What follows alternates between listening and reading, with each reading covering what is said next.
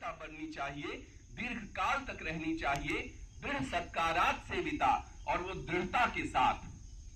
बहुत बार ऐसा होता है, हम आज जप कर रहे हैं और जप करते करते हमारा मन किया कि अरे कल तो किए ही थे, आज थोड़ा रात में कर लेंगे।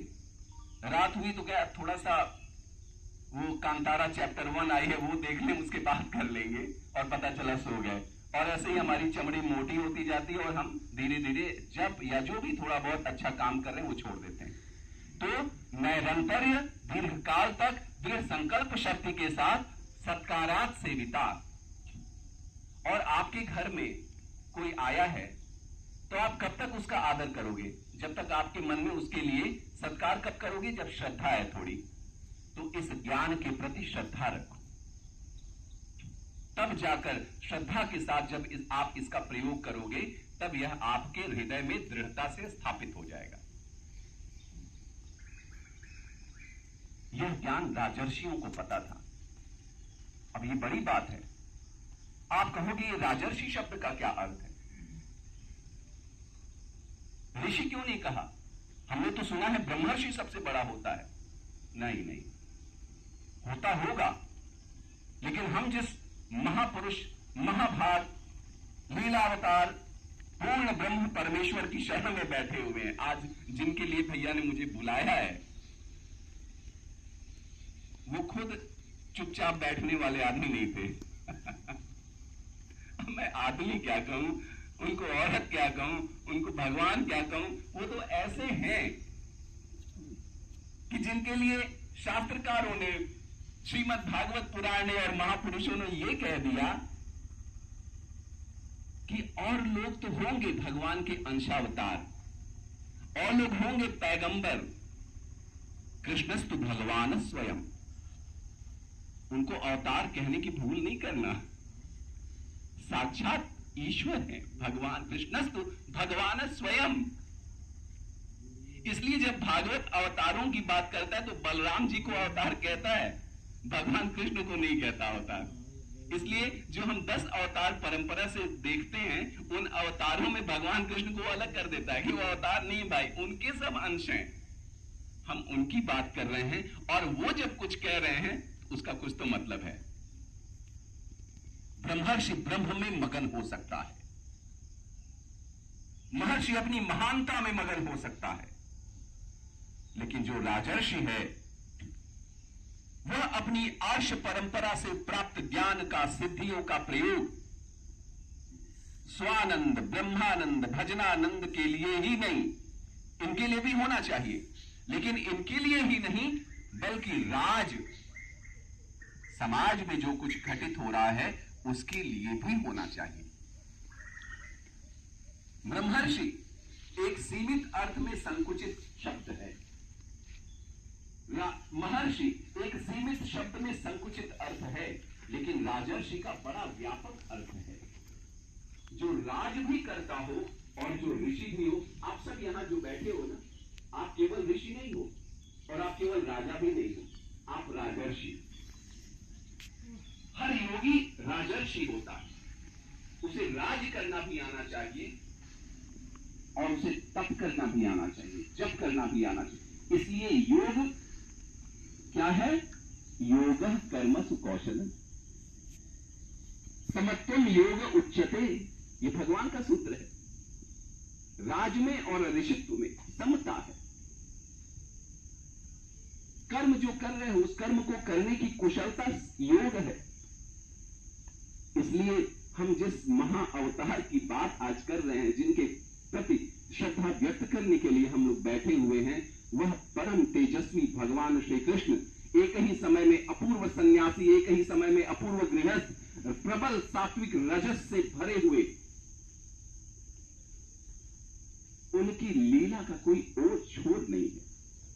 हम थोड़ा सा अगर समझ पाए तो ये उनकी कृपा है, और हम थोड़ा सा उनके गुणगान कर पाए तो ये भी उनकी कृपा है। जो जब चलते थे तो भारत के राजा महाराजा उनके चरणों में अपने मुकुट समर्पित कर देने में अपना गौरव बोध महसूस करते थे, गौरव बोध होता था उनको। वह भगवान श्री कृष्ण एक जरासंध से जिसे 17 बार उन्होंने निरस्त कर दिया, निःशस्त्र कर दिया, जिसकी संपूर्ण सेनाओं का नाश कर दिया, 18वीं बार उन्होंने कहा कि क्या इससे बार बार लड़ूं, वैसे भी इसके दामाद को मारा हूं जो मेरा सगा मामा था, इसको भी मार दूंगा, उसका तो पूरा खत्म नहीं हो जाएगा, इसकी बेटी पहले से दुखी है। छोड़ के भाग गए रातों रात, द्वारका चले गए। कोई फर्क नहीं पड़ता, जहां तैयार नहीं हो वहां भागना सीखो, शिवाजी महाराज की तरह, और फिर से तैयारी करके आओ। क्या जरूरत है हर जगह सीना दिखाने की और लड़ने की? नहीं, किसी को आपका 56 इंच नहीं चाहिए, सबको आपका अस्तित्व चाहिए। अपने अस्तित्व को बचाकर रखो ताकि बड़ी लड़ाई लड़ सको। और वह भगवान श्री कृष्ण द्वारका में बैठे हुए हैं। लोगों ने सोचा कि भगोड़ा है, ये तो शांति का दूत है, शांति का पुजारी है, अहिंसक है, नपुंसक है, क्या क्या नहीं कहा गया, रणछोड़ नाम रख दिया गया।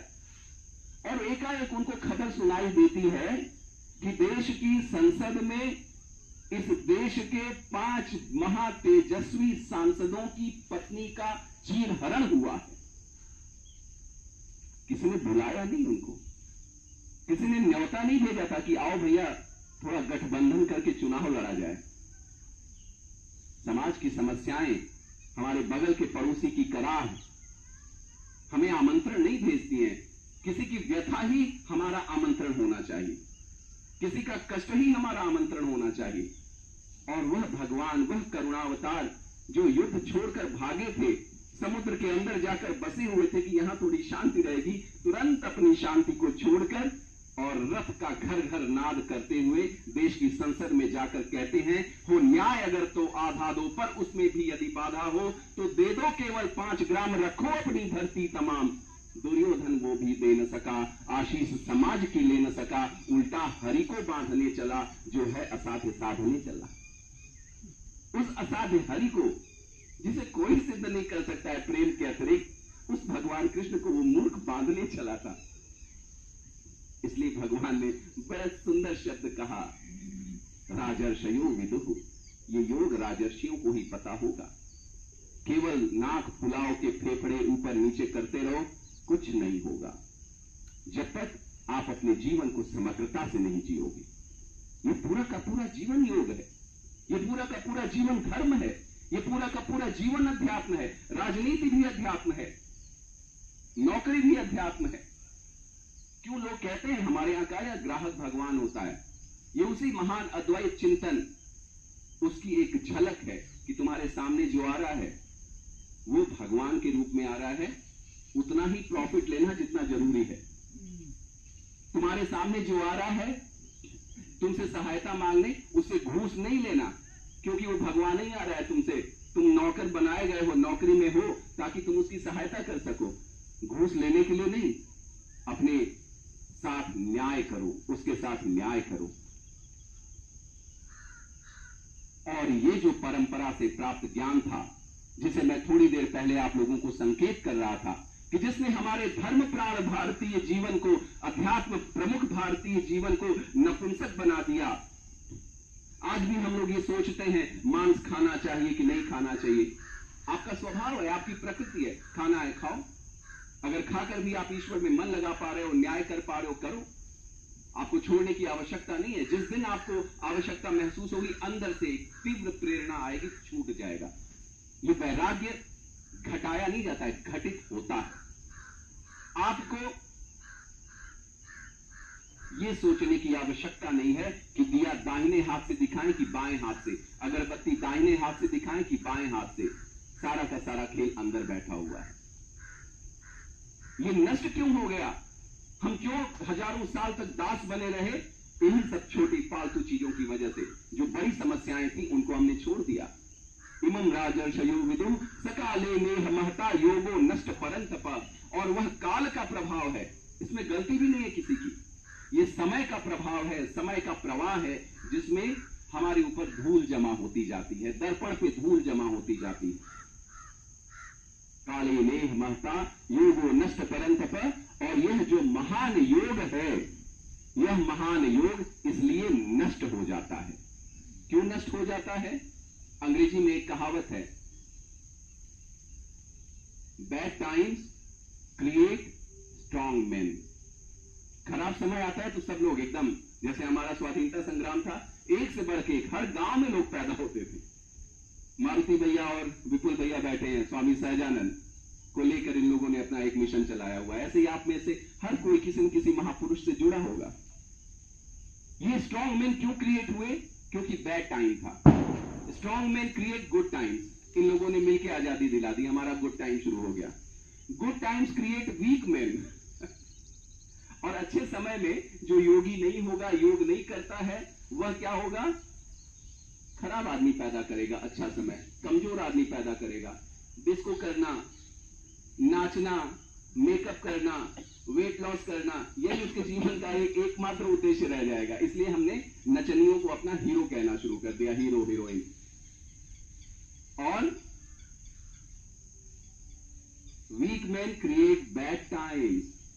हमारा जो खराब समय चल रहा है, जहां कभी किसी छोटी बच्ची का बलात्कार हो रहा है, कभी पंजाब का डीआईजी करोड़ों रुपए लेकर बैठा हुआ है, 10 लाख घूस मांग रहा है, जहां भारत के लोग आपस में जात के नाम पर लड़ रहे हों, ये हमारे बैड टाइम्स का लक्षण शुरू हो चुका है। बहुत पहले से हो चुका है। अब जागने की जरूरत है। ये जागरण काल है।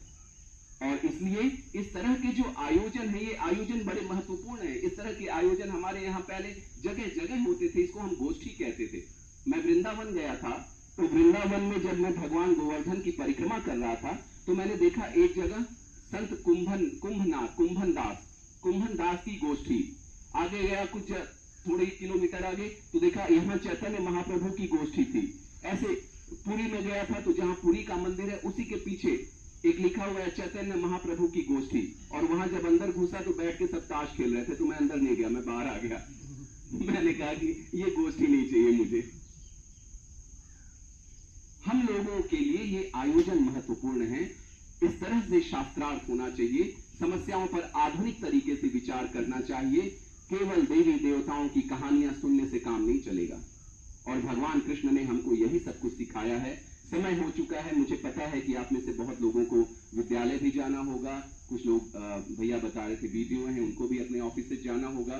तो मैं बहुत समय नहीं लूंगा। बस यही कहूंगा कि ये जो काल का प्रवाह है, समय का प्रभाव है, जिसके कारण हमारे धर्म पर, हमारे बोध पर धूल जमा हो गई है, हमारे व्यक्तित्व पर धूल जमा हो गई है, उसको साफ करने की जरूरत है, ताकि हमारा वास्तविक स्वरूप दर्पण में सामने आ सके। ये राष्ट्र ऐसा नहीं था। इस राष्ट्र में तो महात्मा गांधी जैसा अहिंसक आदमी, जो अहिंसा में एकांतिक निष्ठा रखते थे, उन्होंने हिंद स्वराज में लिखा है कि ये गुलामी, लोग कहते हैं कि गुलामी आने से अंग्रेजों की का कानून प्रभावित हो गया है और हम लोग बड़े आराम से रह रहे हैं देश में। तो मैं उन लोगों से कहूंगा कि ऐसी शांति से अच्छा तो हमारा वही देश है जब हम लोग लाठी डंडा लेकर, तलवार लेकर आपस में फरिया लेते थे। वो स्वतंत्रता हमारी ज्यादा अच्छी थी। कम से कम हमारे लोग आज जो बड़े बड़े क्या कहते हैं उसको, चरी पौधे फसलें लगी हुई है खेतों में, उसमें नंगे पांव अंधेरे में चले जाते हैं, रातों में उन्हीं के बीच में खटिया डालकर सोते हैं, जहां आज का अंग्रेज साहब जाते हुए भी डरेगा। हम लोग उस महान वंश के, उस महान राष्ट्र के वंशज हैं। लेकिन सकाले नेह महता योगो नष्ट परंतप स एवायम मया तेद्य योग प्रोक्त पुरातना भक्तो वसमे सखा चेत रहस्यम ये तदुत्तमम। इसी के साथ मैं अपनी बात समाप्त करता हूं। उस भगवान श्री कृष्ण के चरणों में सादर नमन करते हुए, जिनकी एक मुस्कान, जिनका एक सूत्र, जिनके प्रति प्रेम का छोटा से छोटा अंश भी हमारे जीवन में, हमारे समाज, राष्ट्र और विश्व में आमूल चूल परिवर्तन कर देने के लिए पर्याप्त है। बोलिए योगिराज भगवान श्री कृष्ण चंद्र की जय, योगेश्वर भगवान श्री कृष्ण चंद्र की जय, राधा सरकार की जय।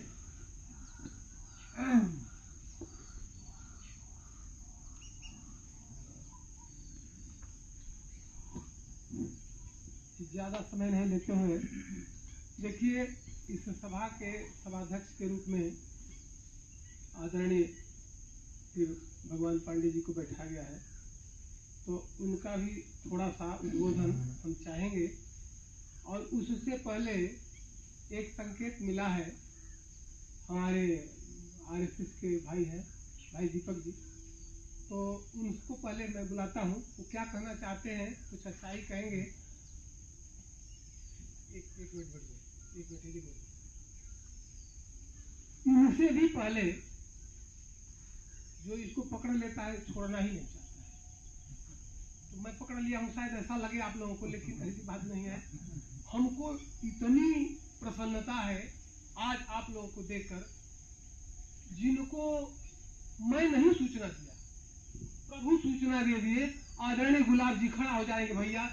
इनकी अवस्था को देखिए। कभी हमारी वो कक्षा में आते थे और बहुत अच्छा है, आप लगे रहिए।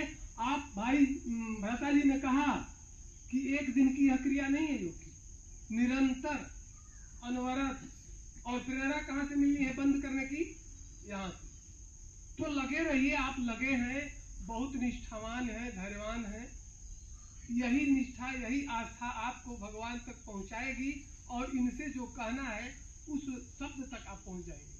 तो हमको प्रसन्नता अपनी जाहिर करनी थी, इसलिए इसको पकड़ लिया थोड़ा कि हम बहुत प्रसन्न हैं। रोज वो करते हैं, 18-20 की संख्या होती है, 15 की होती है, कभी 23 की हो जाती है। लेकिन आज मेरा अनुमान अगर था तो 35 का, 16 दूनी 32, कल हम लोग शायद 16 या 15 ऐसे ही थे।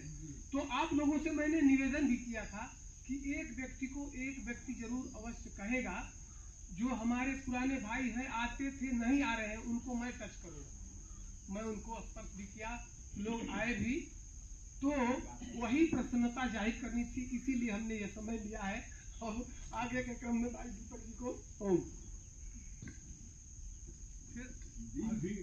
अभी तक जल रहा है, अभी तक जल रहा है। ईश्वरी कार्य में यही होता है। एक कल कार्यक्रम है दीपोत्सर्जन का, यही दुर्गा मंदिर के पीछे गोरा बाजार एक रविन्द्रनाथ टैगोर का पार्क है। 4 बजे सायं वहाँ दीपोत्सव का कार्यक्रम रखा गया है। आप सभी लोग उस कार्यक्रम में उपस्थित हैं। शाम को 4 बजे, आज ही कल शाम को 4 बजे, ठीक है।